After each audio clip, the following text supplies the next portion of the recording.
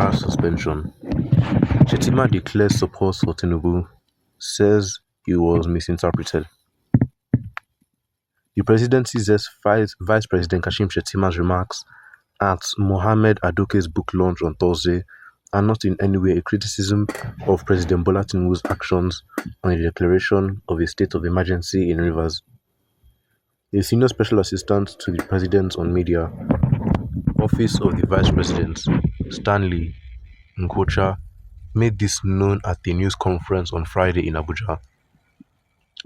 The Office of the Vice President had noted with serious concerns the gross misrepresentation of remarks made by Shettima during the public presentation of the launch of the book titled OPL 245, The Inside Story of the $1.3 billion oil block by Mohammed Bello Adoke, held at the Yaradua Center, Abuja, on Thursday, July 10, 2025. Certain online news outlets and individuals have distorted the Vice President's comments in pursuit of a mischievous agenda. They twisted his account of how the administration of former President Goodluck Jonathan considered removing him from office, then as governor of Borno State, at the height of the insurgency in the Northeast region. This sensational reporting stripped the Vice President's remarks of their proper context. It ventures into fiction by drawing false equivalence between his personal experience and the state of emergency declared in Rivers State, as well as the subsequent suspension of Governor Siminalayi Fubara by President Tinubu, he said.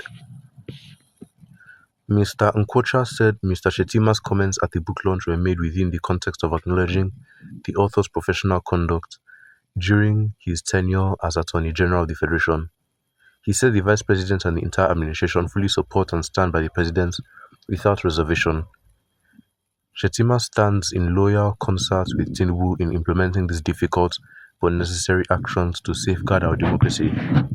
We urge media, organizations and political actors to desist from the destructive practice of wrenching statements from the context in order to fabricate non-existent conflicts.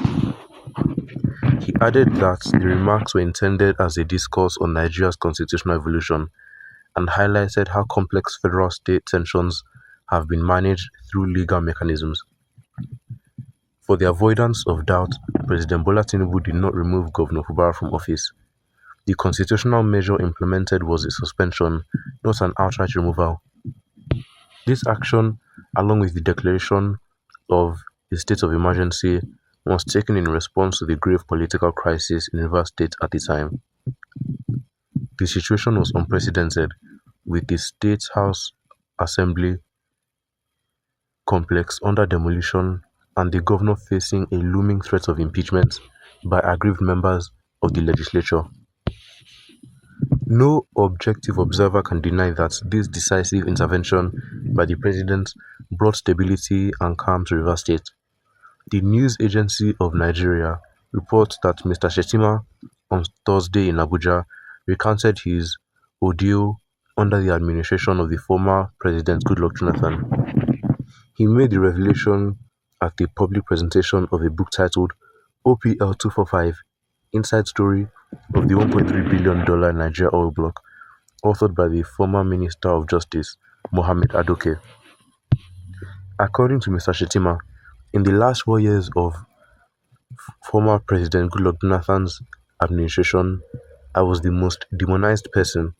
I was the public enemy number one. There are two gentlemen seated here. Certain decisions are taken in a very rare peace circle. The President, the Vice President, the Senate President, and the Speaker of the House of Representatives. In one of such conclaves, former President Goodluck Jonathan, with whom we have sheathed the sword and have now recalibrated our relationship, was mooting the idea of removing this Borno governor. Aminu Tambuwal, the then Speaker of the House of Representatives, had the courage to tell the President that, Your Excellency, you don't have the power to remove an elected councillor. The President was still not convinced.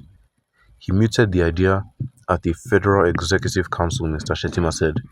He, Mr. Adoke, told the then president that, "Mr. President, you do not have the power to remove a sitting governor, not even a councillor."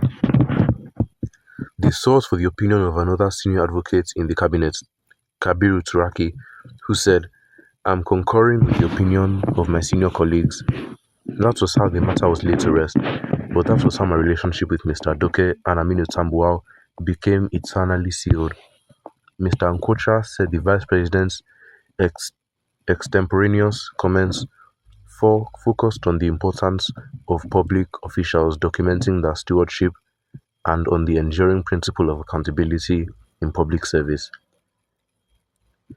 His historical references were made to illustrate the principled stance taken by past public servants, as well as his personal ties to Mohammed Bello Adoke and former Speaker Aminu Tambuwal. He insisted that the situation is not comparable to that of the Northeast under the Jonathan administration, where violent non-existent non-state actors were directly challenging the sovereignty of the Nigerian state. The situation demanded unified action by both federal and state authorities to confront terrorism. In contrast, President Tinubu acted strictly within constitutional limits and in consultation with relevant stakeholders to preserve democratic institutions and restore order in Rivers State. Nigeria's law provide a clear framework for addressing such matters. Section 305 bracket 3 bracket C of the Constitution authorizes extraordinary measures when there is a breakdown of public order and public safety in the Federation or any part thereof to such extent as to require ordinary measures to restore peace and security. Well, what are your opinions on this? Make sure to leave them in the comments down below and don't forget to like and subscribe.